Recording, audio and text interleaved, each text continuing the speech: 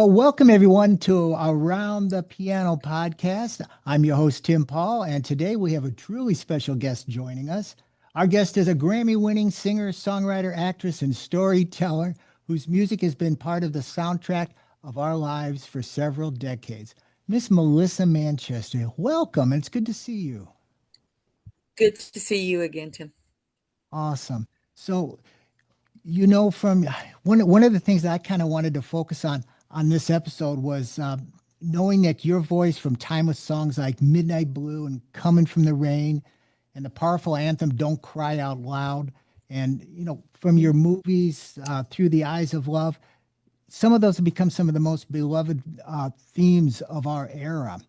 And I'd love to know some of Mhm. the backstories of some of those songs, those in particular, maybe some of the songs that you have a special attachment to. For instance, right off with Midnight Blue, which I wore Midnight Blue today in honor of that song. Thank you. Mhm. That's actually one of my Um, favorite themes. Thank you. Thank you. Carol Sager and I wrote that. That was our first hit. And we we were songwriting partners for 5 years. I recently found out that I was the first artist that Carol wrote with and for. She had been a writer for hire in the Brill building. And so we would sit together and chat for a while until I would start to hear music and she would start to fashion a title or something. And in the day, I don't know if this is true anymore, probably is, on a radio tour and a secondary radio tour and a college radio tour to support Midnight Blue. And in the moment that Midnight Blue was trying to get on the radio, it was the very end of listener choosing and disc jockey choosing programming. It was right before computerized radio programming, which changed the whole landscape. So Midnight Blue was really, it really occupied a very interesting melody driven pop song, which started to vanish afterwards. Okay. Now, what came for? Did the melody come first or did the lyrics come first? How do you and Carol work together? Do one of you just No, work on we the music? because we no, yeah, because we were sitting in the room together, it all came together kind of organically at the same time. Mhm. There would be a moment where I would turn to her and I'd say, "Well, do we go major or minor?" and explore some of those possibilities. And she would ask me, "Well, what about this point of view or that point of view?" It was truly collaborative and very dear. I mean, that those 5 years were quite remarkable. And while she was collaborating with me, she also collaborated with Peter Allen. I don't Mhm. know why Peter and I never collaborated in the end, but of course I ended up singing their great song, Don't Cry Out Loud. Absolutely. And then looking back on Midnight Blue, do you think it resonates with people today a little bit differently? Because now you've got the duet version that you did with Miss Dolly, which is beautiful. I love that arrangement as well. Yeah, thank you very much. Yeah, on my 25th album called Review, I got a chance to reimagine several of my charted hits. And Dolly had reached out to me about singing on the album. And I don't really have that many duets. And I thought, what could lend itself to being deconstructed and reconstructed as a duet? And when I thought of Midnight Blue, that really resonated with me because it would move from a conventional romantic setting to a setting of two old friends trying to get through something. And it was just beautiful. And I recorded the track and I sent her all of the work vocals, including her part.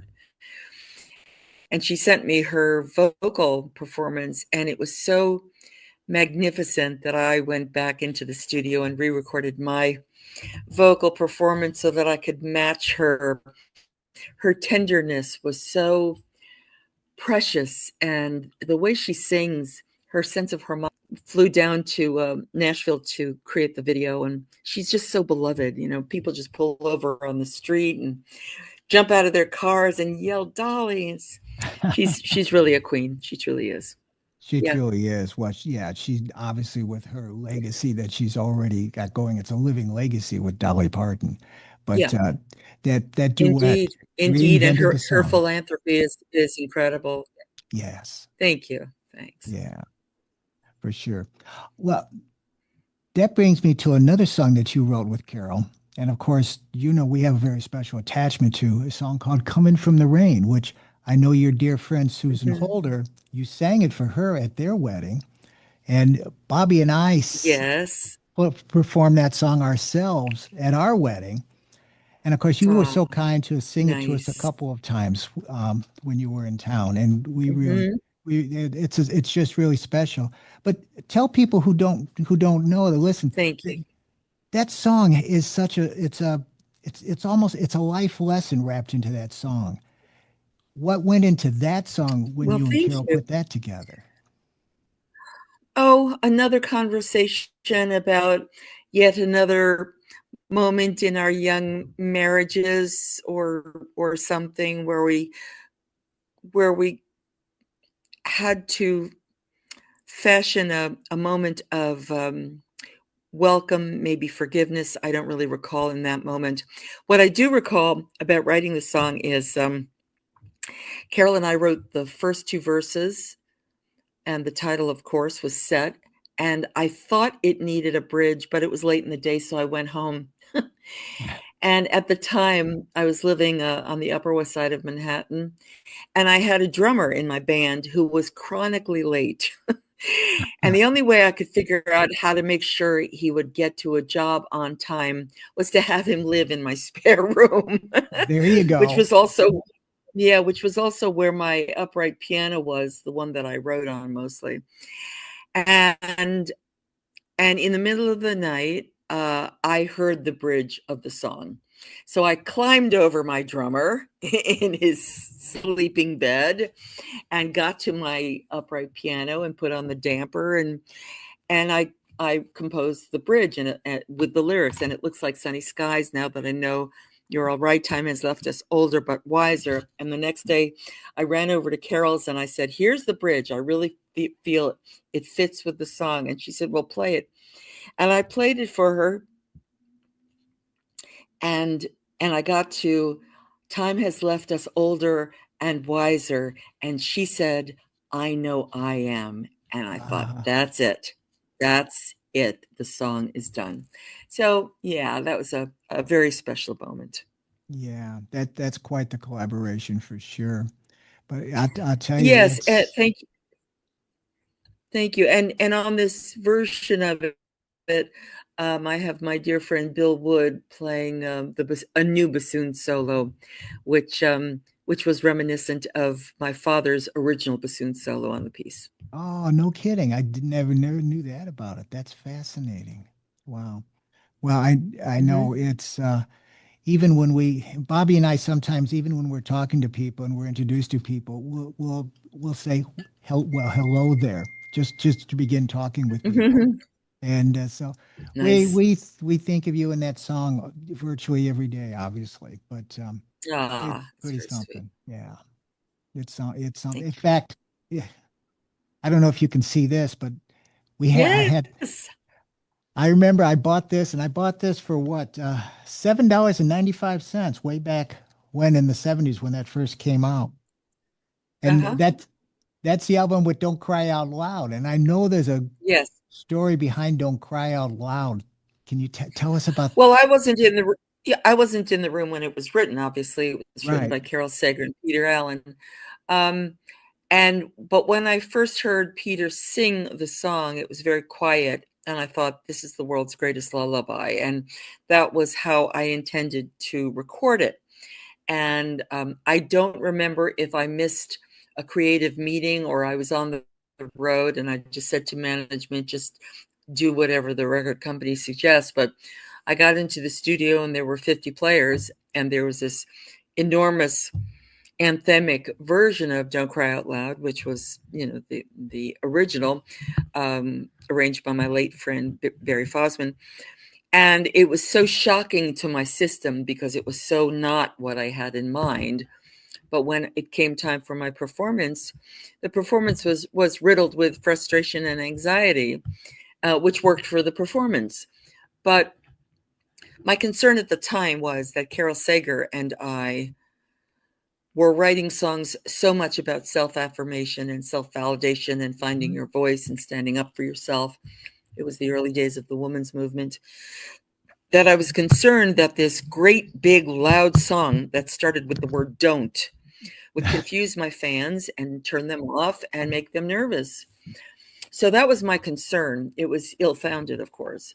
But it did take me a long time, actually, to figure out what audiences were getting from the song. I mean, my vocal performance was good and the arrangement was great, but what were they what was the overriding message that they were connecting with? And it took me a while to figure that out. And once I did, for me, what I realized that the underlying philosophy for Don't Cry Out Loud was that in the end, each and every one of us have to learn how to cope. Sure. Nobody's going to come in and save us. We have to learn how to cope. And once I glommed onto that truth for me, then I was much more comfortable singing it in any version because I knew what the song represented for me. Do you feel that you sing it in a different way with a different feeling today than you did back in the 70s and the 80s? And do people react to the song differently, do you think, today? Well, yeah, well, because now, yes, well, I sing it differently because at long last I can sing it quietly the way I originally intended. Yes, And I know exactly what I'm talking about. I know exactly what I'm sharing, and people seem to lean in to listen to the inner world of the song more. And that's but if I do it with a symphony, it's big and it's beautiful and it's thrilling, and that lives on. It's just nice to have performed this song long enough and lived long enough in my journey to make room for different interpretations of the same song. exactly. And I think that's a beautiful about a lot of your music that you can interpret them differently depending on the mood that you're trying to set with it. So yeah, it is. Yeah, It's really good. I love that about your music. Whenever I call thank you you. friend, that's another song that you could interpret differently as well. Yeah. Yes, yes, indeed. I finally got a chance to record it with my co-writer, Kenny I Loggins. know. I had, I really did not want to recreate the Kenny Loggins Stevie Nicks version. That was not my intention at all. Hmm.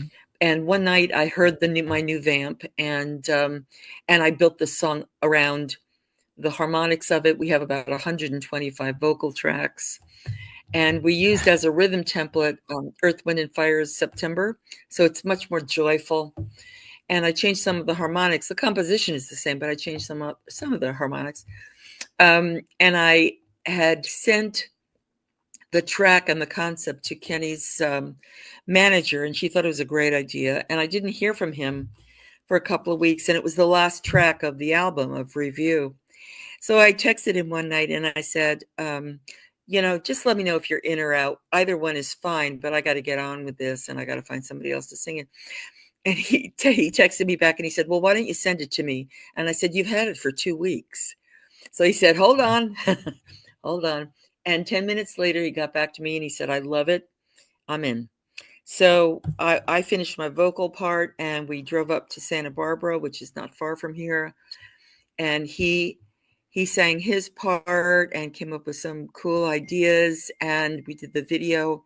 And he was he was so dear and he was so grateful that the song had morphed into this version, and had found new harmonics and a new rhythmic setting and new intention, and that it came to an end because all of my songs on Review come to an end. Nothing fades. And so it was very joyful, and it was very lovely, a very lovely experience. Yeah.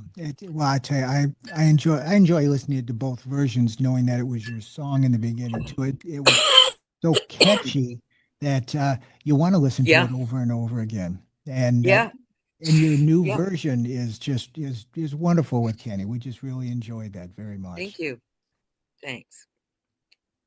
Is there a song now?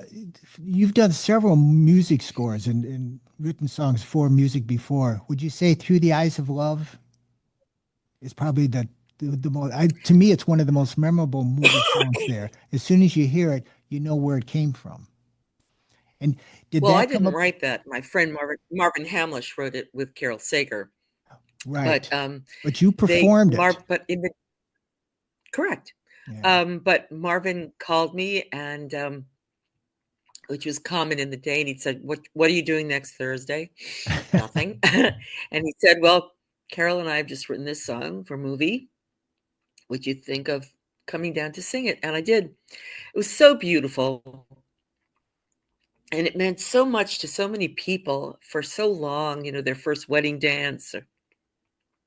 And so it's Mhm. lovely to have been part of people's history. I mean, that's what songs do. They capture moments in people's history, whether your song helps them elevate something or illuminate something, or I mean, I've heard it all over my career, what my songs have meant to people, and it's beyond touching. I mean, it's so humbling. Um, so yeah. Well, again, it's your legacy, and it's something that has been a wonderful thing. Obviously, for it, right in our own lives, we have experienced that. But I agree with you, and I think that's one of the things I love about your music. Not all the songs that you write, but also the songs that you've performed that others have written. We talk about Mhm. interpretation that you've mentioned several times today, and it is Uh-huh. the way that you interpret that song is why that song has lasted and is still relevant today. And I think that's just Well, fascinating. that's the that's the history of the great singers who mostly Hmm. were not singer-songwriters. They had great songs fashioned for them. And once you have a great song, all you have to do is stay out of the way and put your best focus and energy into it, and it often reveals itself what it needs it to be. Yeah. It does. Well, it's also fascinating too because your music, you show such versatility in everything that you've performed on because you're not locked into one genre without question. In fact, you've done some of these duets No. with other people. You know, I love. In fact, Yes. going back, you had an Yes. early Yeah. duet with Barry Manilow, and that was an old standard song. Was "For Me and My Gal." Am I remembering that correctly? That you did with Barry? Yes, that was yeah. Yeah, he agreed to do it on my Fellas album, which was the one before Review, and, he's such a magnificent friend, and, he was great, and I still use it in my show. It's a lot of fun. Yeah. Yeah, I find that fascinating. Of all the people that you've done duets with, what are some of the more memorable moments? We've talked about a few of them already, obviously with Dolly and Kenny and Barry Manilow that we talk about. But who Well else out well, there stands out?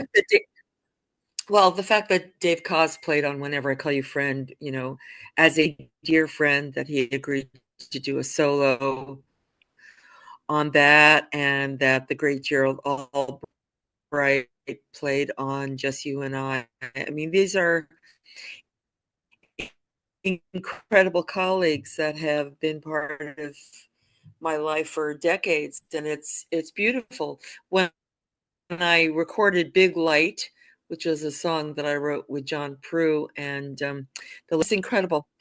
It was an incredible session because it was a new song. It had never been recorded before. Al agreed to do it. He had some questions about how to sing certain things, and we finally, his performance was spectacular. And at the end of that session, I think everybody knew that Al was not well, but he gave it his best shot and he was incredible. Yeah. And he hugged me at the end of the session. I went into the studio to thank him, and he just really held me tight.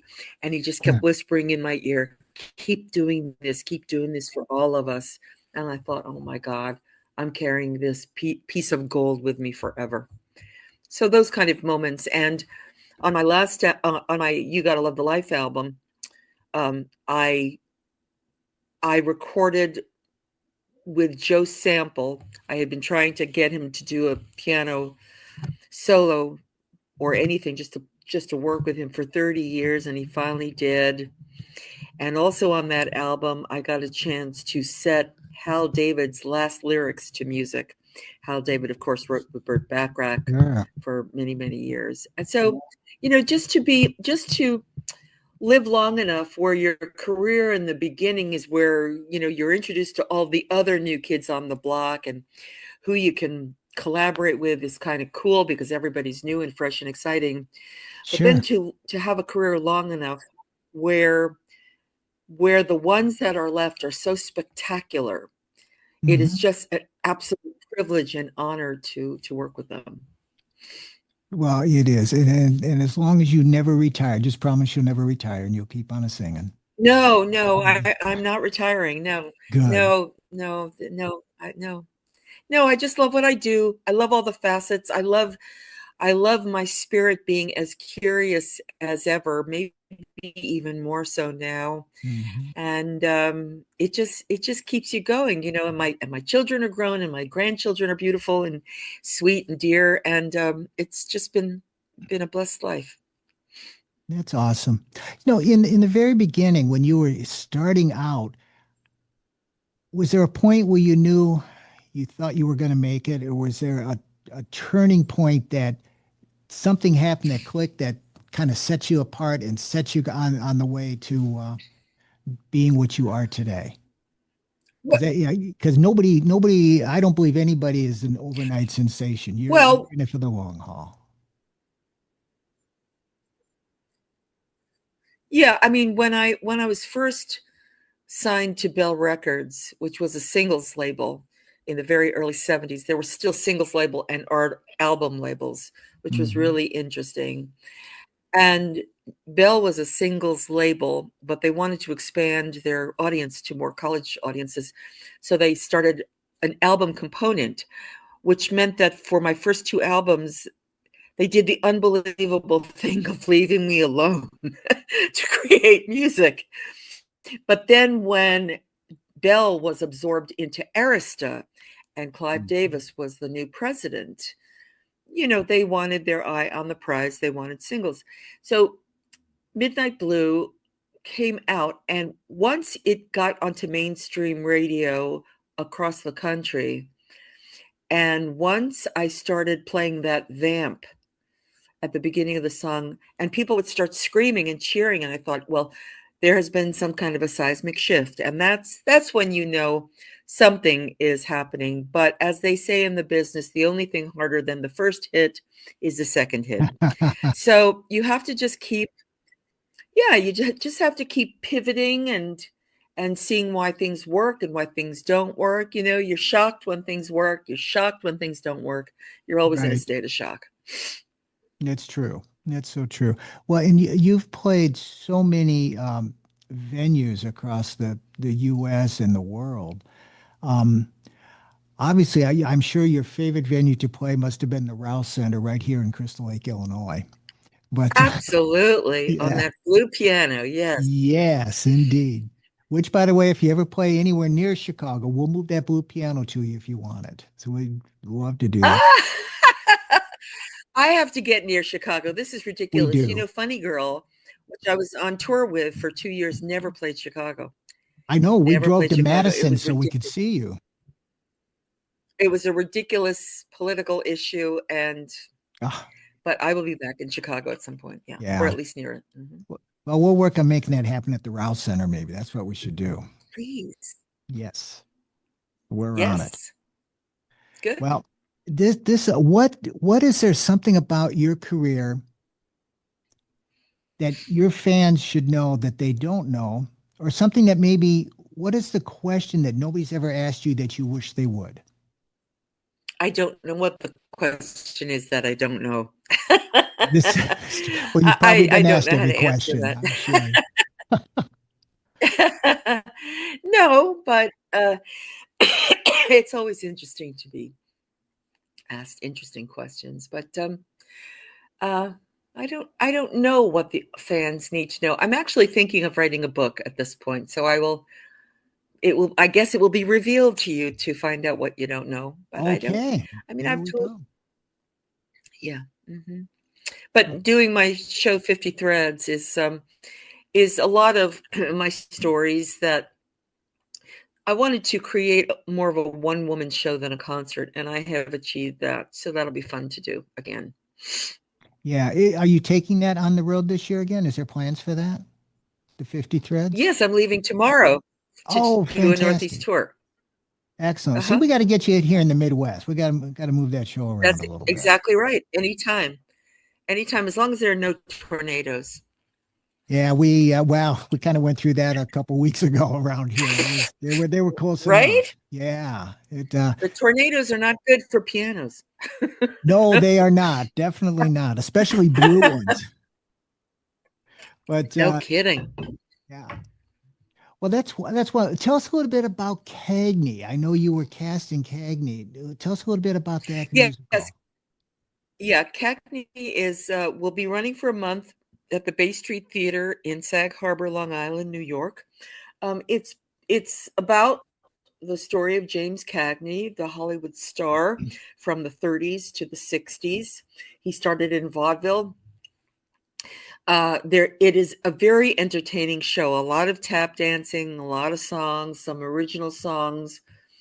You don't have to know a thing about his life to enjoy this really well constructed musical. Right. I'm playing his ma. I just finished playing Fanny Bryce's ma in Funny She Girl, and now I'm did. playing another ma. And yeah, and so it's an adventure to be acting. It's an adventure to be part of a village. That's what I loved so much about doing Funny Girl, besides the fact that it was such a magnificent musical. Um, so yes, I think the audiences will enjoy this a lot. Yeah, that's fantastic. And speaking of Funny Uh-huh. Girl, is that now the show stopped its run, but I know that was an awesome show as well. Do you, what is your favorite part of your career? Do you like the acting better than the singing? Do you like the writing better than the singing? What's your favorite part of what you do? No, they're no, they all come out of the same impulse to create. Hmm. It's just another adventure along the way. Yeah, the creative spirit in you is what happens there. Yeah, Yes, that true. makes a It's very lot of sense. strong. Yeah. Yeah, yes. You also And now then you. last July, I had the premiere. You probably have this information, but I Mhm. had composed a concerto for piano and orchestra, and Awake. so maybe it will be done at the Rouse Center one day. That would be nice. Oh, that would be nice too. Maybe we could do one night 50 threads and the next night awake would be nice. Yes, that would be fantastic. Yes, and I just finished composing. It had a couple of performances already of a woodwind trio because my dear friend Bill Wood is a bassoonist, and of course, my Uh-huh. dad was a bassoonist. So I had some time off, and I said, "Would you like me to write something for you?" So I wrote a composition for three movements for bassoon, flute, and clarinet, and it's Okay. charming. Yeah, Nice. Yeah, I can't wait to. We've listened to that and it's beautiful because it thank you. really proves that you go from classical to pop to rock. The genre doesn't define you. There's no one genre that defines you. And No, I think I love that about your music. thank you. What is when you were young? Now your father was a bassoonist. Tell us a little bit more about your father Mhm. and your growing up. What music stores did you hang out at? Because you grew up in New York? I didn't hang out at music stores. No. uh, we we no. My father was a bassoonist at the old Met on 38th Street and the new Met at Lincoln Center. I hung out at the Met because when he couldn't find a babysitter for me when my mom was Ah, working, he would take me to a dress rehearsal and he would put me next to the flyman who pulls the great ropes for the curtains, and he'd sure. say stay, and then Uh-huh. he'd go into the orchestra and play. And it was very beautiful growing up in the dark, lighted majesty of the opera and hearing those voices. And every Saturday afternoon, my mom would turn on the classical station and we'd listen to the matinee from the Met. And Hmm. that's how my sister and I grew up. And my dad would practice and make his own reads, and he would teach a little bit. And it was a very interesting version of normal, you know. And my mother was a pioneer in the fashion industry. She was the first woman to own her own design and manufacturing firm. And so, and where I lived in the Bronx, but mainly Manhattan, was just the Hmm. perfect place for me, because you just stumbled over incredible possibilities, incredible adventures. So that's it. It suited me well. Oh, that, I find that interesting because as you're growing up, what goes on in your life with your parents and how you're reacting becomes kind of the fabric of your life and kind of directs you into the profession that you do. So I assume that you It took. is well, but yeah, but the thing was that because I had nothing really to rebel against, because my parents were such sparkling, interesting people who had such Mhm. sparkling and interesting friends, my artistic pursuit was not a rebellion against anything. It was really Sure. embracing and moving forward in a life that I was raised in that was just wonderful. Yeah, basically, you went into the family business. I did. Yes, I did. Yes, indeed. So, when did you first? What was the first song you ever wrote? Were you sitting at a piano at home as a youngster, or did that The first develop song I later? ever wrote, the reason I wrote, uh, I'm sorry, say it again.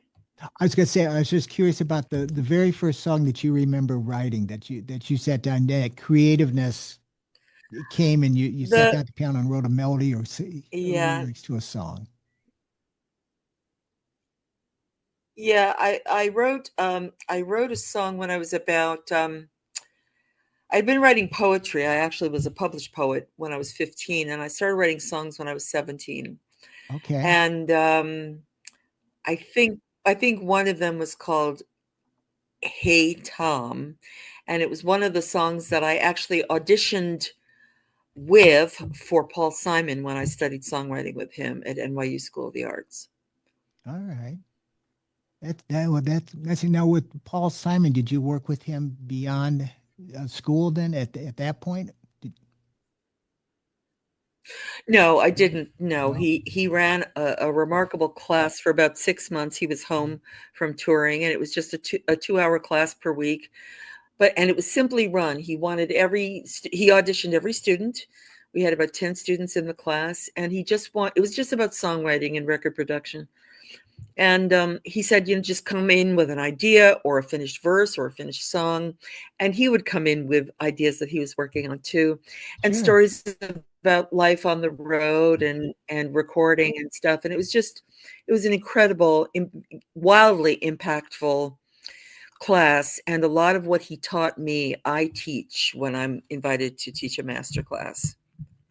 Yeah. Which, by the way, I remember the masterclass that you taught here for the National Piano Conference with Bobby, and it was probably one Hmm. of the most well attended classes that we've ever had at the Rouse Center, and Oh, I it, it yeah. really was, and it was fascinating. And I think something that a lot of people may not know is that you also were on staff at one of the universities out in Southern California for a while. I believe, weren't you teaching? Was it USC where you were teaching classes as well several years ago? Am I remembering that I, correctly? I was an adjunct professor. I was an adjunct professor for 5 years at USC. Yeah, at the Yeah, Thornton School. Hmm. yeah. So once again, that's something else in your career that you've got in your bucket that I think a lot of people probably don't know. Yeah, well, I had no plans on teaching, but I was invited to take over a class, and it was a very, very interesting class for the pop songwriting students. And the thing about teaching is that you literally learn what you know. You know, a student asks you a Yeah, question, and you think, I know how to answer this, right. and that was pretty wild. Yeah. And that's giving back because I'm sure that Yeah. as you're coming into the business, people were there to help you along and answering your questions as you went along. No, when I was No, growing up, there were no mentors. There were no no mentors mentors. at all, Nope. huh? There were no songwriting classes. There was no financial literacy, how to collect royalties. There was nothing. You just did it by the back of your neck and hope for the Yeah. best. Was the business side of the music industry the toughest thing to figure out in the beginnings? Yeah, I was not good at figuring it out. Well, the conventional wisdom at that point was you be the artist and we, lawyer, business manager, accountant, press person, will take care of you, which of course Mhm. they some did their best and some did not, and they were just Right. scoundrels. But that is something that my generation and following generations have learned the hard way to deal with and learn from. Mhm. What I do know is that kids that go through a university curriculum are just more educated about the history of songwriting, how to collect royalties, I guess. But you can't prevent them from being so hungry that they sign a stupid contract. You can't stop Correct. that, Correct. unfortunately. And boy, did I try, but you would hold on to their ankles as they were leaving and say one more thing. But because you so are so hungry to be invited into the game Mhm. that you say yes a lot of times when you should realize that no is a complete sentence, and that all of the executives or business people that try to make you feel oh so lucky for even getting a shot, they will be the ones making money from your talent. And Yes. it's very hard to own that when you're so young and everything is before you and you've had no experience. So, yeah. Well, I think especially in the 60s, 70s, and even early 80s, that was especially true because the knowledge base, you got your knowledge from the people who you were talking to. Nowadays, you can do your own Right. research and stay ahead of the game.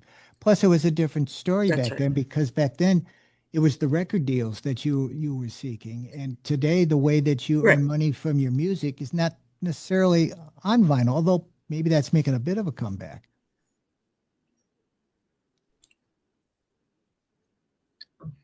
Well, no, you don't make as much money as you used to as a writer because of something Hmm. like Spotify, which touts itself as democratizing music, but pays a Hmm. fraction of what you used to be paid. Right. So what is true and what remains true is that you make your money from performing if you can. Hmm. That doesn't change. That's the secret part to it. Yeah. So you, this, Well, I mean it's the everything old is new again, part. yeah, it which leads us into when you're what is the best advice you would give somebody wanting to get into the business and being in the music industry today? Well, I mean, figure out which part of the music industry you want to be in. I mean, if you want to be an artist, you have to want it really badly. You have to be Mm. really hungry to find your way because, like any form of artistry, the odds are against you. Hmm. And when you hear no enough, if it doesn't break you, you have to figure out how to how to keep pivoting and shifting your internal gear so that you can what I have learned is that gratitude is the superpower Mm. because gratitude shows you what you need to learn, and it allows you to be grateful for your wins, and it allows you to be grateful for your losses because the losses more often than the wins show you what you need to learn.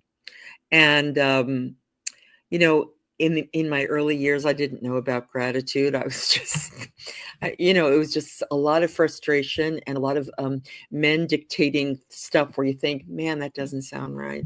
But Yeah. because there were just no women around. So between no women being around and no mentors, it was quite the path. That must have been tough to work around in those days too. So in those days, you ended up having to accept it until you could find a way to work around it.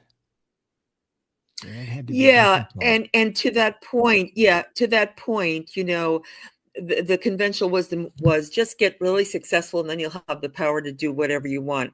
Well, you don't have to do that anymore because you have your own platforms, whether you hold a flashlight under your chin and post on YouTube. You don't have to wait around to get so successful. You can just sort of have a sense of your power and create from that. But yeah, it's interesting times. Yeah, it's fascinating. Well, you know what, Melissa, thank you for spending time with us today. This has been a You're so welcome. fabulous time. I really appreciate that. Hopefully, we can do this again down the road, and maybe next year we can get Of together at course. that NAM show in California next year, and we'll do that. Yes, Yeah, that yes. would be fun. Great. Good to Well, see you. great to see you too. We will keep posted, and you're going to be in Sag Harbor this summer. We're going to send our daughter and son-in-law out to see you. That's what we're going to do. So thank you so much. And thank you everybody for Yes. watching Around the Piano. Thank you, Melissa. Yes. Bye. Okay. Bye-bye. Thank you.